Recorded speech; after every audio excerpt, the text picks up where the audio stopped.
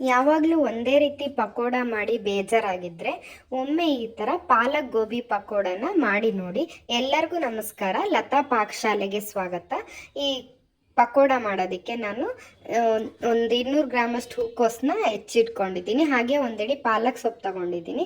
ಮೊದಲಿಗೆ ನಾನು ಹೂಕೋಸನ್ನ ಕುದಿಯೋ ನೀರಿಗೆ ಹಾಕಿ ಅದರೊಟ್ಟಿಗೆ ಒಂದು ಚಮಚ ಅರಿಶಿನ ಪುಡಿ ಹಾಕಿ ಕುದಿಸ್ತಾ ಇದ್ದೀನಿ. ಹೀಗೆ ಮಾಡೋದ್ರಿಂದ ಗೋಬಿಲಿರೋ ಹುಳಗಳೆಲ್ಲ ಸತ್ತು ಹೋಗುತ್ತೆ ಅಂತ. ನಂತರ ನಾನು ಕುದಿಯೋ ನೀರಿಗೆ ಒಂದು ಹಿಡಿ ಪಾಲಕ್ ಸೊಪ್ಪನ್ನ ಹಾಕಿಬಿಟ್ಟು 1 ನಿಮಿಷ ಕುದಿಸಿದ ನಂತರ ತಣ್ಣಗಿರೋ ನೀರಿಗೆ ಹಾಕ್ಕೊತಾ ಇದ್ದೀನಿ. ಹೀಗೆ ಮಾಡೋದ್ರಿಂದ ಕಲರ್ ತುಂಬ ಚೆನ್ನಾಗಿ ಬರುತ್ತೆ.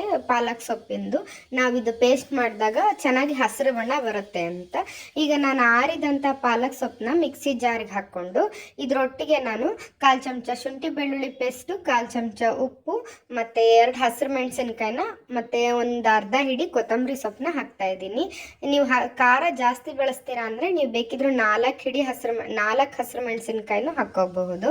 ಹಾಗೆ ನಾನು ಇದನ್ನು ರುಬ್ಕೊಂಡಿದ್ದ ಪೇಸ್ಟಿಗೆ 4 ಚಮಚ ಕಡಲೆ ಹಿಟ್ಟು, 2 ಚಮಚ ಕಾರ್ನ್ಫ್ಲವರು ಹಾಗೆ 3 ಚಮಚ ಅಕ್ಕಿ ಹಿಟ್ಟನ್ನ ಸೇರಿಸಿ ಕಲ್ಸ್ಕೊತಾ ಇದ್ದೀನಿ. ಇದರೊಟ್ಟಿಗೆ ನಾನು 1/4 ಚಮಚ ಜೀರಿಗೆ ಪುಡಿ, 1/4 ಚಮಚ ಮೆಣಸಿನ ಪುಡಿನ ಹಾಕಿ ಕಲ್ಸ್ಕೊತಾ ಇದ್ದೀನಿ. ಈ ಪಾಲಕ್ ಸೊಪ್ಪು ತಿನ್ನೋದ್ರಿಂದ ಬ್ಲಡ್ ಇಂಪ್ರೂವ್ ಆಗುತ್ತೆ ಮತ್ತು ಇದು ತುಂಬ ಯೂನಿಕ್ ಟೇಸ್ಟ್ನೇ ಕೊಡುತ್ತೆ. ಮನೇಲಿ ಯಾವಾಗಲೂ ಸಾಮಾನ್ಯವಾಗಿ ಅಕ್ಕಿ ಹಿಟ್ಟು, ಕಡಲೆ ಹಿಟ್ಟು ಇದ್ದೇ ಇರುತ್ತೆ. ಇದನ್ನೆಲ್ಲ ಬಳಸಿ ಮಾಡೋದ್ರಿಂದ ಹೆಲ್ತಿಯಾಗೂ ಇರುತ್ತೆ ಮತ್ತು ಮಕ್ಕಳಿಗೆ ನಾವು ಆರಾಮಾಗೆ ಕೊಡಬಹುದು, ಭಯ ಇಲ್ದಲೇ ಇರೋ ಥರ. ಈಗ ಹೊರಗಿಂದ ತಂದು ಕೊಟ್ಟರೆ ಹೇಗೆ ಮಾಡಿರ್ತಾರೋ ಅನ್ನೋ ಭಯ ಇರುತ್ತೆ. ಹಾಗಾಗಿ ಸುಲಭವಾಗಿ ಮನೆಯಲ್ಲೇ ಸಿಗೋವಂಥ ಸಾಮಗ್ರಿಗಳನ್ನು ಬಳಸಿ ನಾನು ಇದನ್ನು ಮಾಡ್ತಾ ಇದ್ದೀನಿ. ಈಗ ಹೂಕೋಸು ಹಾಕ್ಕೊಂಡ್ಮೇಲೆ ನಾನೊಂದು ಸ್ವಲ್ಪ ನೀರನ್ನು ಸೇರಿಸ್ಕೊಂಡ್ಬಿಟ್ಟು ಚೆನ್ನಾಗಿ ಕಲ್ಸ್ಕೊತಾ ಇದ್ದೀನಿ.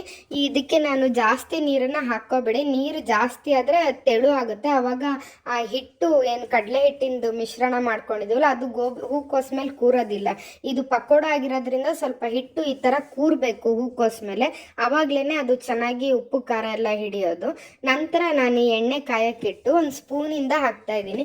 ಮತ್ತು ಕೈಯಲ್ಲೂ ಹಾಕ್ಬೋದು. ಕೈಯಲ್ಲಿ ಹಾಕಿದ್ರೆ ಏನಂದರೆ ಆ ಮಸಾಲೆ ಎಲ್ಲ ನಮ್ಮ ಬೆರಳಿಗೆ ಅಂಟ್ಕೊಳ್ಳುತ್ತೆ. ಹಾಗಾಗಿ ಒಂದು ಸ್ಪೂನ್ ಸಹಾಯದಿಂದ ಹಾಕಿದ್ರೆ ಚೆನ್ನಾಗಿ ಹೂಕೋಸ್ ಮೇಲೆ ಆ ಮಸಾಲೆಗಳು ಕೂರುತ್ತೆ ಅನ್ನೋ ಉದ್ದೇಶದಿಂದ ನಾನು ಸ್ಪೂನಲ್ಲಿ ಹಾಕ್ತಾ ಇದ್ದೀನಿ. ಇವಾಗ ಇದು ಬೇಯ್ತಾ ಇರುವಾಗ ಇದಕ್ಕೆ ನಾನು ಒಂದು ಹಿಡಿ ಕರ್ಬೇವು ಸೊಪ್ಪನ್ನ ಹಾಕ್ತಾ ಇದ್ದೀನಿ. ಇದೇನೇನು ಬೇಯ್ತು ಎತ್ತಬೇಕು ಅನ್ನುವಾಗ ನಾವು ತೆಗಿಬೋದು. ನೋಡಿ, ಇಲ್ಲಿ ಚೆನ್ನಾಗಿ ಗೋಲ್ಡನ್ ಬ್ರೌನ್ ಕಲರ್ ಬಂದಿದೆ.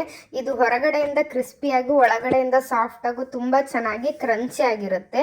ಒಂದ್ಸತಿ ತಿಂದು ನೋಡಿದ್ರೆ ಇದರದ್ದೇ ಆದಂತಹ ಪಾಲಕ್ ಸೊಪ್ಪಿನ ಯುನೀಕ್ ಟೇಸ್ಟ್ ಕೊಡುತ್ತೆ. ಒಮ್ಮೆ ಮಾಡಿ ನೋಡಿ, ಬಹಳ ರುಚಿಯಾಗಿರುತ್ತೆ ಮತ್ತು ಬಹಳ ಸುಲಭಕ್ಕೂ ಮಾಡ್ಕೋಬೋದು.